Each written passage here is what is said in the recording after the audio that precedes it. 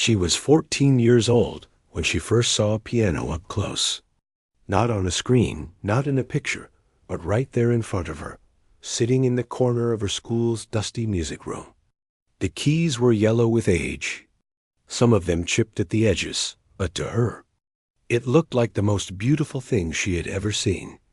Her name was Lynn, and she came from the kind of family where dreams were considered a luxury. Her mother worked 2 jobs just to keep the lights on.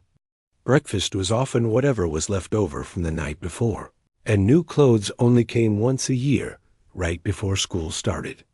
They lived in a small apartment above a laundromat, and the sound of washing machines rumbling through the floor had become the background noise of her entire childhood.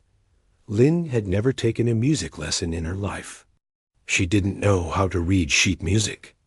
She couldn't tell you the difference between a major chord and a minor chord. But something about that old piano called to her in a way she couldn't explain. It was like meeting someone for the first time and feeling like you had known them your whole life. She started sneaking into the music room during lunch breaks. The room was always empty because most students preferred the cafeteria or the courtyard. Lynn would sit on the creaky wooden bench, place her fingers on the keys, and just press down. At first, the sounds she made were terrible. Random notes crashing into each other with no rhythm or reason. But she didn't care. For those 30 minutes every day, she forgot about the bills piling up on the kitchen counter. She forgot about the kids who looked at her worn-out shoes and whispered behind her back. She forgot about everything except the feeling of the keys under her fingertips. Weeks went by, and Lynn started to figure things out on her own. She watched videos on her phone late at night, keeping the volume low so she wouldn't wake her mother. She studied how pianists moved their hands, how they held their wrists, how they seemed to breathe with the music. Then the next day, she would try to copy what she had seen. Most of the time, she failed. But every once in a while, she would play something that actually sounded like music. And those small victories kept her going. Nobody knew about her secret practice sessions. Not her mother, who was too exhausted to notice. Not her teachers, who barely knew her name. Not the other students, who had already decided she was nobody worth paying attention to. Lynn was invisible, and for a long time. She had believed that being invisible was the safest way to survive. But then the announcement came. It was a Tuesday morning when the principal's voice crackled through the loudspeakers. The school's annual talent showcase was coming up in 2 months. Any student who wanted to participate could sign up in the main office. There would be prizes for the top 3 performers, and the whole town was invited to attend. Lynn heard the announcement and felt her heart skip. She had watched the talent showcase every year since she was a freshman. She had seen the same polished kids take the stage over and over again. The girl who had been taking violin lessons since she was 5. The boy whose parents had bought him a professional drum set for his 12th birthday. The singers who had vocal coaches, and the dancers who trained at expensive studios downtown. These were the kids who were expected to shine, and they always did. Lynn had never once considered signing up. What would be the point? She had no training, no experience, no fancy instrument of her own. She was just a girl who banged on an old piano during lunch breaks. The idea of standing on that stage in front of the whole town made her stomach turn. But something strange happened that day. During lunch, as Lynn sat alone at her usual corner table, her only friend in the world dropped into the seat across from her. Her name was May, and she was the kind of person who said exactly what she was thinking, whether you wanted to hear it or not. "You should sign up for the showcase," May said. Biting into an apple. Lynn almost choked on her water. "What? Are you crazy?" "I've heard you play," May said casually, like she was commenting on the weather. "The music room isn't as empty as you think. I walked by a few weeks ago and heard you through the door. You're actually good." Lynn felt her face turn red. She didn't know whether to feel embarrassed or angry or something else entirely. I'm not good. I don't even know what I'm doing half the time. So? Neither do most people. At least you sound like you mean it. Lynn shook her head. Those other kids have been training their whole lives. I've been playing for a few months. There's no way I could compete with them. May leaned forward, her eyes sharp. Who said anything about competing? I'm just saying you should play. Let people hear you. What's the worst that could happen? Lynn could think of 100 things. People laughing at her. People recording her on their phones and posting it online with cruel captions. People finally having a reason to notice her, but for all the wrong reasons. She had spent years building walls around herself, and the idea of tearing them down in front of an audience terrified her. But May wouldn't let it go. For the next few days, she kept bringing it up. During lunch, between classes, on the walk home. She was relentless in the way only a true friend could be. Just think about it, May said one afternoon. You've got nothing to lose. You're already invisible. Might as well be invisible doing something you love. That night, Lynn lay in bed staring at the ceiling. The washing machines downstairs had finally gone quiet, and the apartment was still. She thought about her mother, who came home every night with aching feet and tired eyes, but never complained. She thought about all the things she had never been given, and all the things she had learned to live without. And then she thought about the piano, the way it made her feel when she played. Like she was speaking a language she had always known, but never had the chance to use. Like she was finally telling the truth after years of staying silent, before she could talk herself out of it. She made a decision. The next morning, Lynn walked into the main office and wrote her name on the sign-up sheet. Her hand was shaking so badly that the letters came out crooked, but she didn't care. She had done it. There was no turning back now. Word spread quickly. By the end of the day, everyone seemed to know that Lynn, the quiet girl who never spoke in class, had signed up to perform at the talent showcase. The reactions were exactly what she had expected. Confused looks. Whispered conversations. A few outright laughs from kids who thought it was some kind of joke. One girl from the orchestra, someone Lynn had never even spoken to, stopped her in the hallway. You're really going to perform? Like on stage? In front of everyone? Lynn nodded, not trusting her voice. The girl raised her eyebrows and walked away without another word. But the message was clear. Nobody believed in her. Nobody thought she had a chance. That night, Lynn practiced until her fingers ached. She played the same piece over and over, a simple melody she had learned from a video, until every note was burned into her memory. Outside her window, the city hummed with life, but inside that tiny room, there was only her and the music. She didn't know if she was good enough. She didn't know if she would embarrass herself in front of the whole town. But for the first time in her life, she was going to try. And whatever happened next, at least she would know that she had been brave enough to step out of the shadows. The countdown had begun. The days after Lynn signed up for the talent showcase were some of the hardest she had ever lived through. It wasn't the practice that got to her.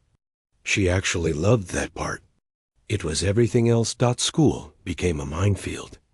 Every time she walked down the hallway, she could feel eyes on her. Some people stared openly. Others pretended not to look, but whispered to their friends the moment she passed. Lynn had spent years being invisible, and now suddenly everyone had an opinion about her. Most of those opinions were not kind. One morning, she found a note stuffed through the vents of her locker. She almost didn't open it, but curiosity got the better of her. The message was short and written in messy handwriting. Just quit now. Save yourself the embarrassment. There was no name, no signature. Just those words, cold and sharp like a slap to the face. Lynn crumpled the note and threw it in the trash. She told herself it didn't matter. She told herself that whoever wrote it was just bored and looking for someone to tear down. But that night, as she sat in front of the old keyboard she had bought at a yard sale for $12, her hands wouldn't stop shaking. Maybe they were right. Maybe she was fooling herself. She had no business being on that stage with kids who had trained for years. What made her think she was special?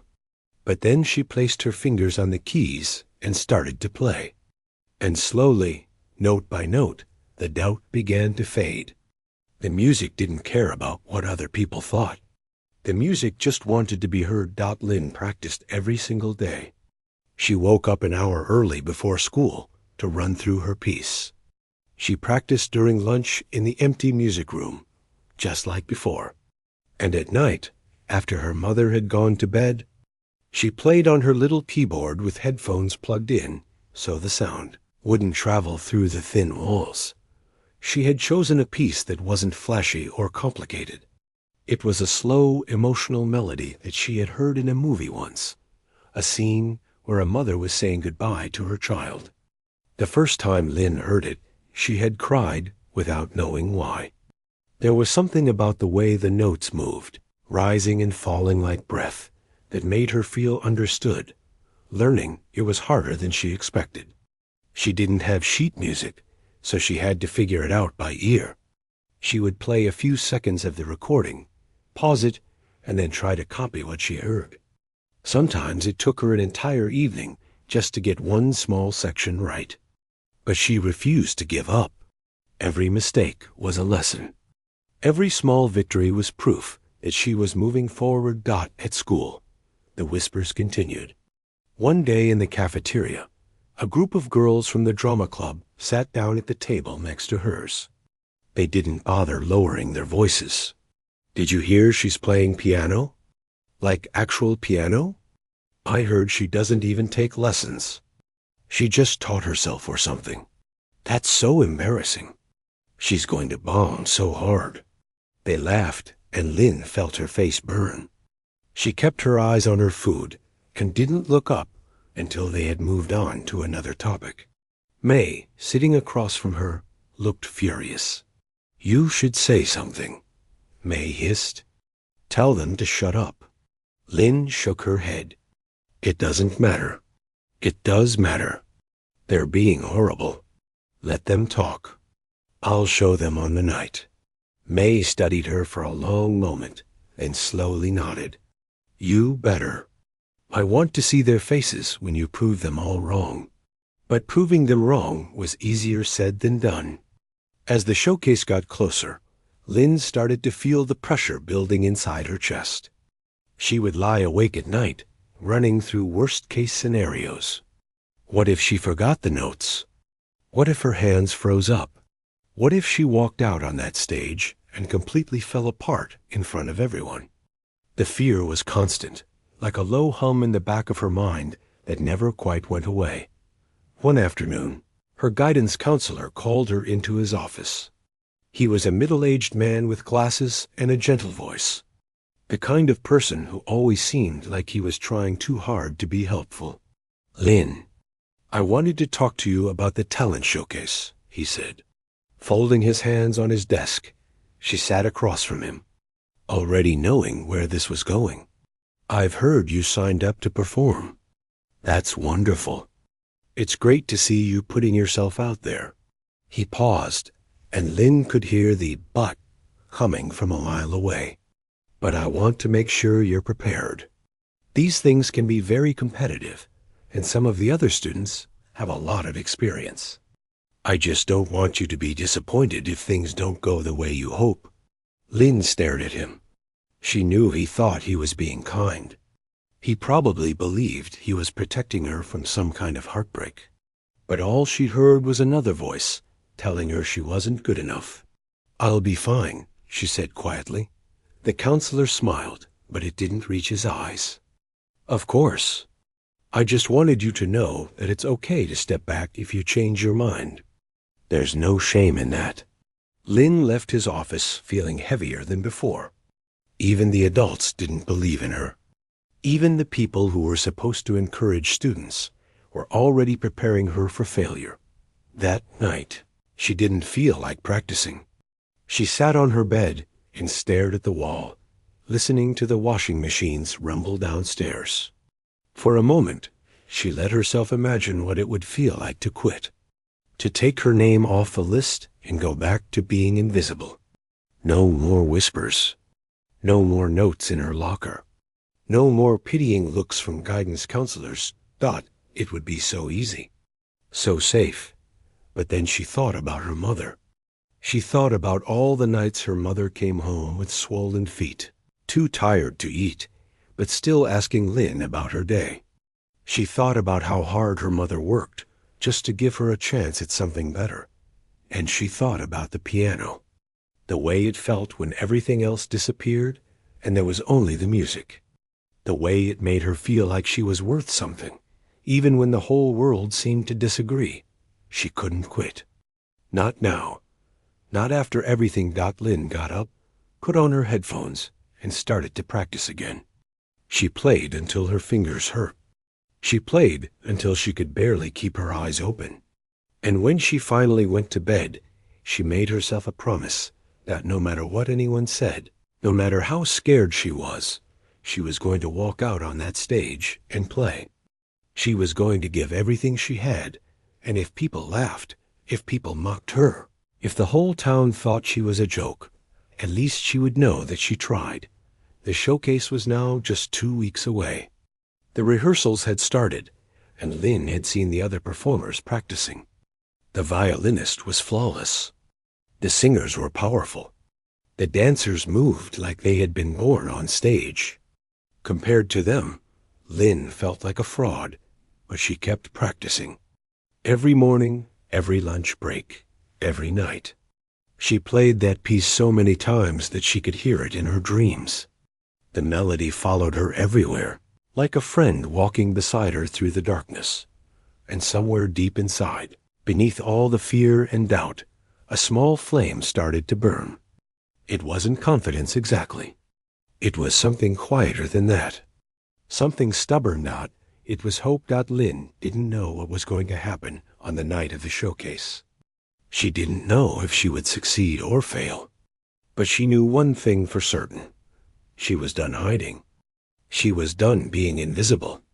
And no matter what it cost her, she was going to let the world hear her play. The clock was ticking. The stage was waiting. And Lynn was ready to face whatever came next.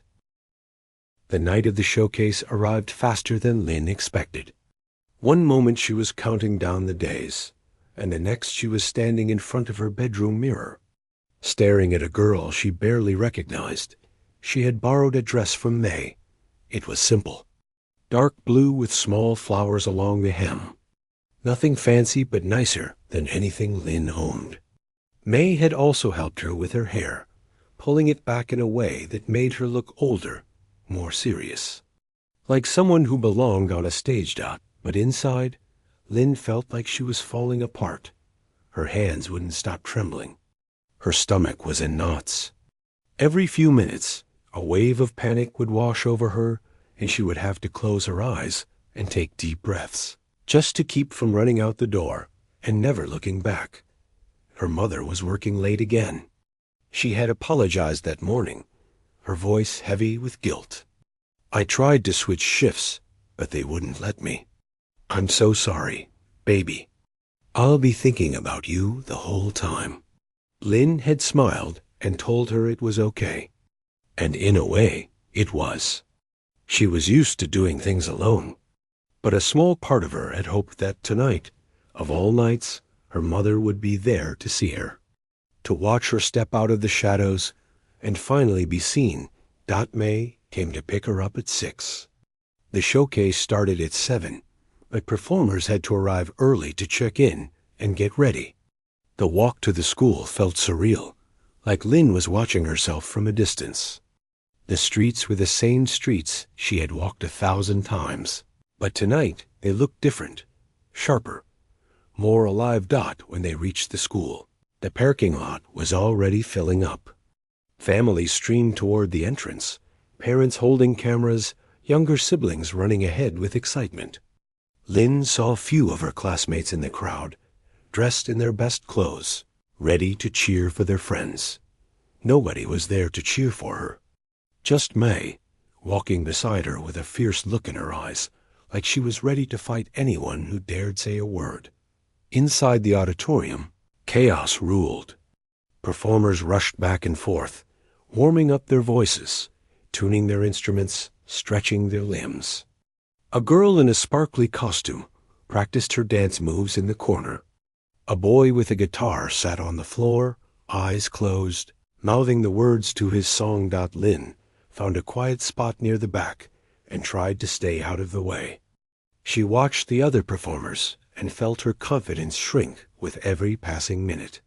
These kids looked like they had been born for this. They moved with ease, laughed with their friends, acted like performing in front of hundreds of people was the most natural thing in the world. Lynn felt like an imposter, a pretender who had somehow stumbled into a place she didn't belong. A woman with a clipboard approached her. "You're Lynn, right? Piano?" Lynn nodded, her throat too tight to speak. "You're 7th in the lineup. We'll call you when it's time. Good luck, 7th. That meant she had to sit through 6 other performances before it was her turn.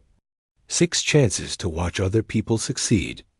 6 chances for her fear to grow. The auditorium began to fill. Lynn peeked through the curtain and saw rows upon rows of seats, most of them already taken. The lights were bright, the stage enormous. It looked nothing like the tiny music room where she had practiced all those months. This was real. This was happening. She spotted the empty seat in the 3rd row, the one she had secretly hoped her mother would fill. It stayed empty. The showcase began with the principal giving a short speech about talent and hard work and the importance of supporting young artists. The crowd applauded politely, and then the first performer took the stage. A girl with a violin, the same one Lynn had watched win the showcase 2 years in a row. She played beautifully, every note perfect, every movement graceful. When she finished, the audience erupted in cheers. Lynn's heart sank a little deeper. The second performer was a singer, a boy with a powerful voice that filled the entire auditorium. He sang a song about chasing dreams, and by the end, people were wiping their eyes. More applause, more cheers. Then came a dance group, moving in perfect sync to a fast beat. Then a girl who played the flute like she was casting a spell. Then a comedian who had the whole room laughing so hard people could barely breathe. Each performance was better than the last. Each performer walked off the stage to standing ovations and proud, parents rushing forward with flowers and hugs. Lynn sat backstage with her hands pressed together, trying to stop them from shaking. She could feel her heartbeat in her ears. Her mouth was dry. Her mind kept cycling through all the ways this could go wrong. What if she tripped on her way to the piano? What if she sat down and forgot everything? What if the audience laughed before she even played a single note? May appeared beside her, squeezing her shoulder. "You've got this. Just breathe." "I can't feel my hands," Lynn whispered. "That's just nerves. Once you start playing, it'll go away. Trust me." Lynn wanted to believe her. She really did. But the fear was so loud now, drowning out everything else. The 6th performer finished. A drummer who had the whole crowd clapping along to his beat. He took a bow, grinning from ear to ear, and jogged off the stage to high fives and cheers. And then the woman with the clipboard appeared. "Lynn, you're up." For a moment, Lynn couldn't move. Her legs felt like they were made of stone. The world around her seemed to blur, sounds fading into a distant hum. This was it. The moment she had been dreading and dreaming about for months. There was no more hiding, no more practicing in secret, no more pretending she was invisible. May gave her one last push. "Go, show them who you are." Lynn stood up. Her legs were shaking, but they carried her forward. She walked through the wings, past the curtains, and out onto the stage. The lights hit her like a wave of heat. She couldn't see the audience clearly, just a sea of dark shapes and the occasional flash of a camera. The piano sat in the center of the stage, waiting for her. It was a grand piano, black and gleaming, so much bigger and more beautiful than the old one in the music room. She walked toward it slowly, each step feeling like a mile. Somewhere in the crowd, she heard a murmur. People shifting in their seats, whispering to each other. She didn't have to hear the words to know what they were saying. Who is she? Is she really going to play? This should be interesting. Lynn reached the piano and sat down on the bench. The seat was cold.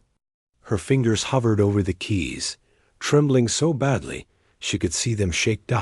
She looked out at the audience one more time. All those faces waiting, watching, judging. The empty seat in the third row seemed to glow in the darkness, a reminder of everything she didn't have. But then she thought about all those nights practicing alone in her room.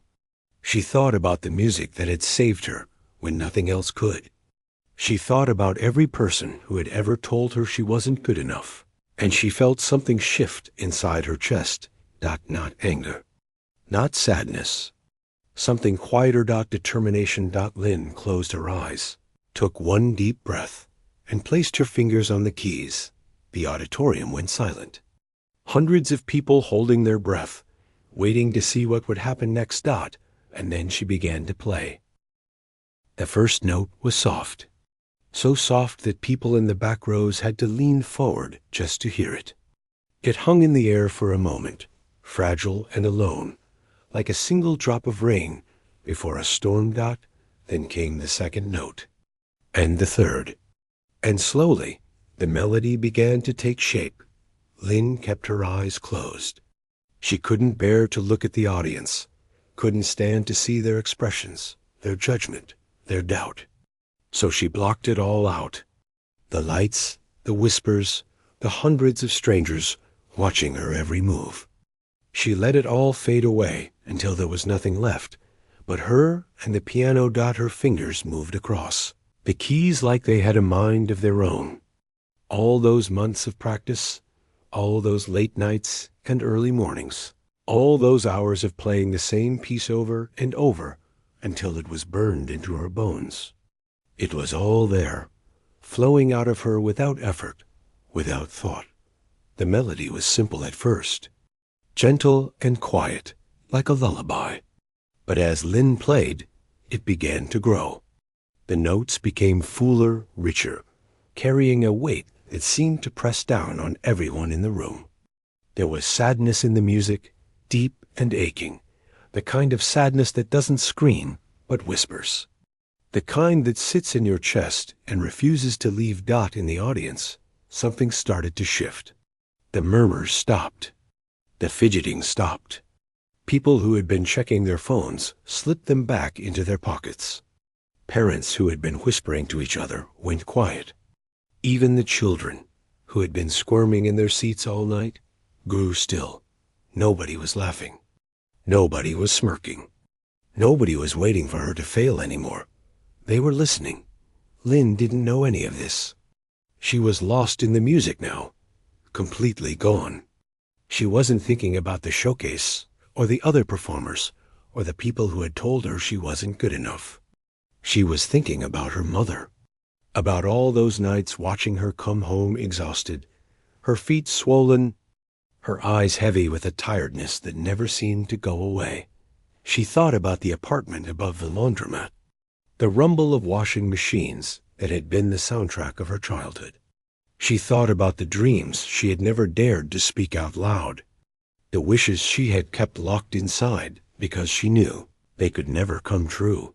And she poured all of it into the music. The melody rose higher, notes climbing on top of each other like waves building toward a crest. There was pain in the sound, but there was something else too, something that felt like hope, like reaching for something beautiful, even when the world kept telling you it was out of reach. A woman in the front row pressed her hand to her mouth.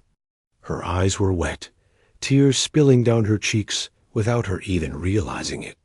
Next to her, an older man with gray hair sat perfectly still, his jaw tight, his gaze fixed on the girl at the piano further back.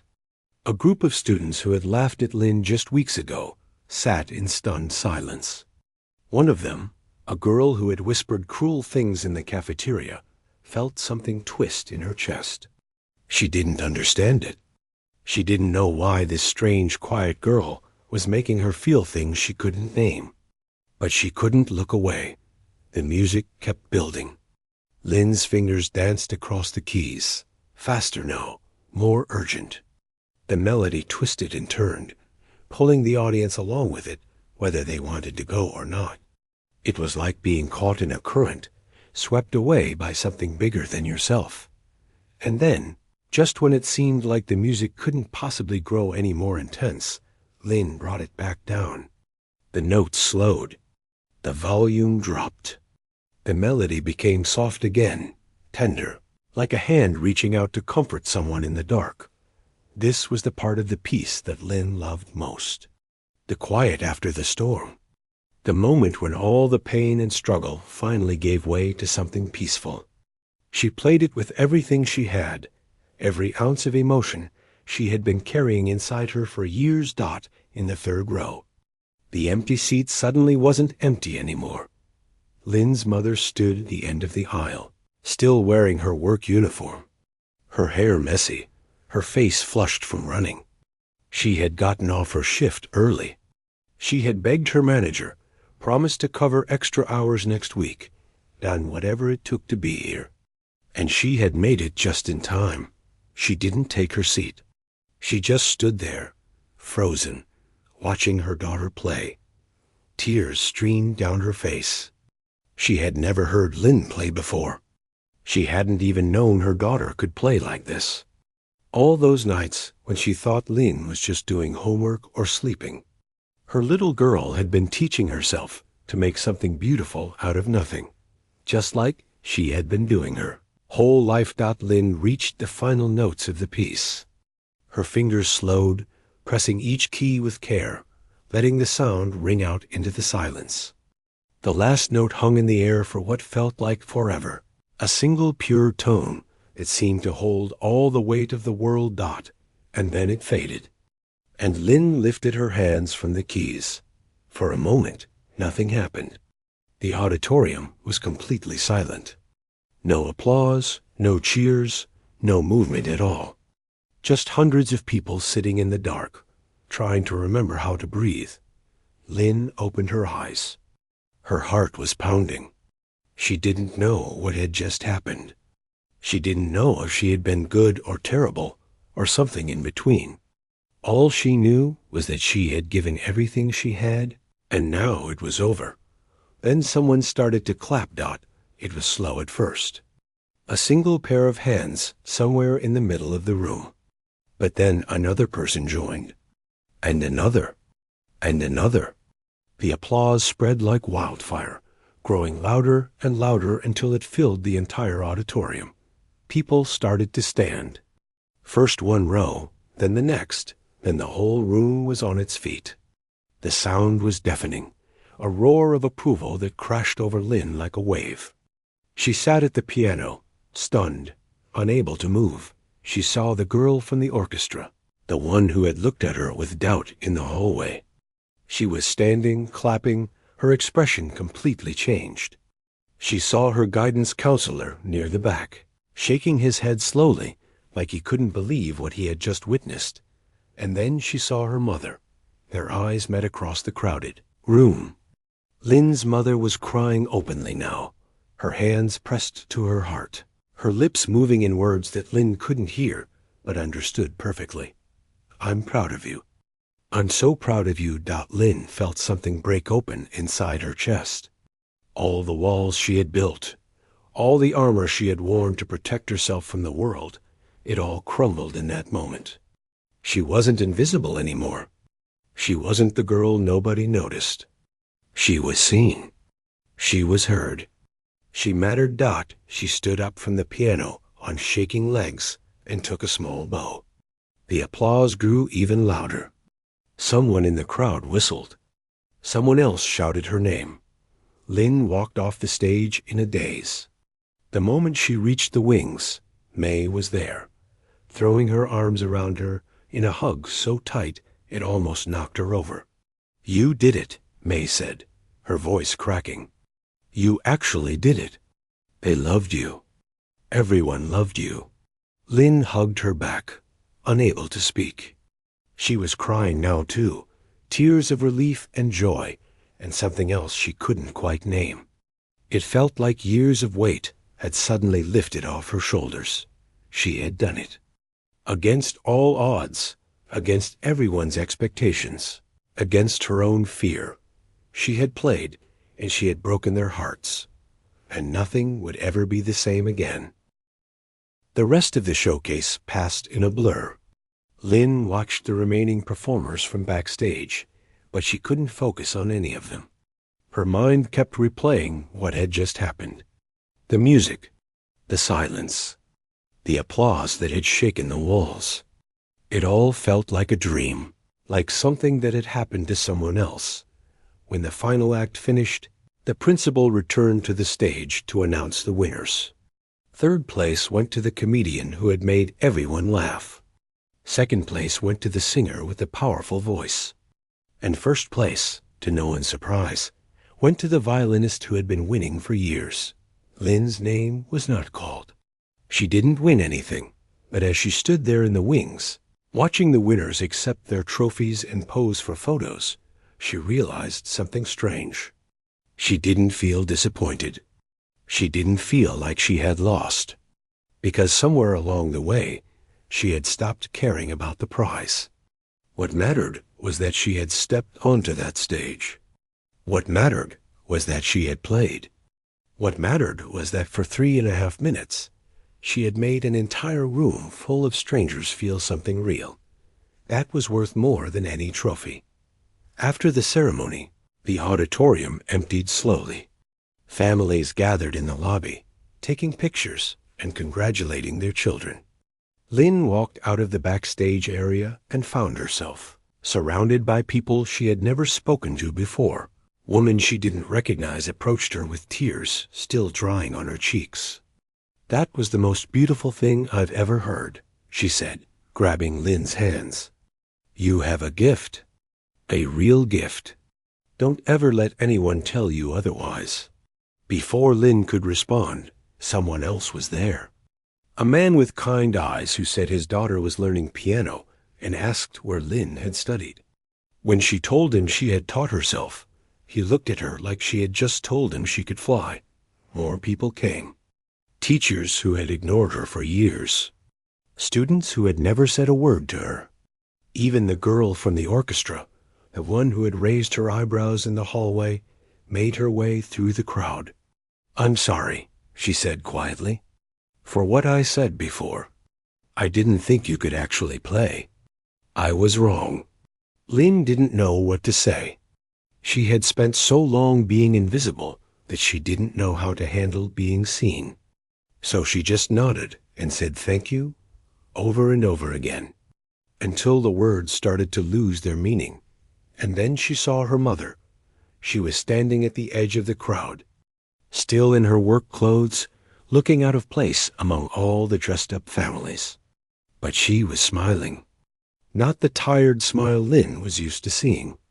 A real smile, the kind that lit up her whole face. Lynn pushed through the crowd and ran to her. They met in the middle, and her mother wrapped her arms around her so tightly that Lynn could barely breathe. "Why didn't you tell me?" Her mother whispered. "Why didn't you tell me you could play like that?" "I didn't think it mattered," Lynn said, her voice muffled against her mother's shoulder. Her mother pulled back and held her face in both hands. Her eyes were wet, but she was still smiling. "Everything you do matters to me. Everything. I'm so sorry I wasn't there for you.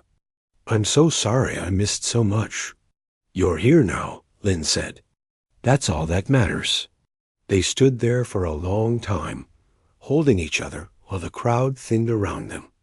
May eventually joined them, and the three of them walked home together through the quiet streets. The night air was cool, and the stars were out, and Lynn felt lighter than she had in years. That night, after her mother had gone to bed, Lynn sat in her room and looked at the old keyboard propped against the wall. It was scratched and worn, some of the keys slightly off color, but it had been her companion through everything. Her teacher, her friend, her escape. She placed her fingers on the keys and played a few soft notes. Not for practice this time, just for herself. The next few weeks brought changes Lynn never expected. Someone in the audience had recorded her performance on their phone and posted it online. At first, only a few people watched it. Friends of friends, locals from the town. But then something happened. The video started to spread. Within days, it had thousands of views. Within a week, it had crossed 100,000. Comments poured in from strangers all over the world. People sharing their own stories of being underestimated. People saying her music had made them cry. People asking who she was and where they could hear more. Lynn didn't know how to process any of it. She was just a girl from a small town who had taught herself to play piano in a dusty music room. She wasn't famous. She wasn't special. But apparently, the world disagreed. A music teacher from a city 2 hours away reached out through the school. She had seen the video and wanted to offer Lynn free lessons. A local charity started a small scholarship fund in her name to help other kids who couldn't afford music education. A newspaper did a story on her, calling her the girl who played from the heart. Through it all, Lynn stayed the same. She still walked to school the same way. She still ate lunch with May in the same corner of the cafeteria. She still practiced every night on her old keyboard. The attention was nice, but it wasn't why she played. She played because she loved it, because it made her feel alive, because it was the truest way she knew to speak. Years later, after Lynn had graduated and gone on to study music at a university she once thought was impossibly out of reach, she was asked to give a talk to a group of young students. They wanted to know her secret. They wanted to know how she had done it. She stood in front of them, this girl who had once been invisible, and told them the truth. "There is no secret," she said. "I wasn't the most talented person in that showcase. I wasn't the most trained. I didn't have the best instrument or the best teachers or any of the things people say you need to succeed. All I had was a love for something I couldn't explain and a refusal to let other people's doubt become my own." She paused, looking out at the sea of young faces. People will tell you that you're not good enough. They'll tell you to quit before you embarrass yourself. They'll look at where you come from and decide where you belong. But here's what I learned that night on stage. The only person who gets to decide what you're capable of is you. Not your circumstances. Not your critics, you. She smiled, remembering the scared girl who had once sat in that audience, dreaming of something more. They expected a disaster. But I showed up anyway. I played anyway. And I broke their hearts. Not because I was perfect. Because I was real. Because I played like it mattered. And it did matter. It still does. The room was quiet when she finished. And then, just like that night so many years ago, the applause began. Lynn closed her eyes and let the sound wash over her. She thought about her mother, who was probably at home right now, finally resting after years of hard work. She thought about May, still her best friend after all this time. She thought about the old keyboard that still sat in her childhood room, waiting for her whenever she came home. And she thought about the girl she used to be, the one who believed she was invisible, the one who almost didn't sign up, the one who almost let fear win. That girl was still inside her. She always would be. But now she had proof that the world was wrong about her, and she would spend the rest of her life helping other invisible kids find their own proof too.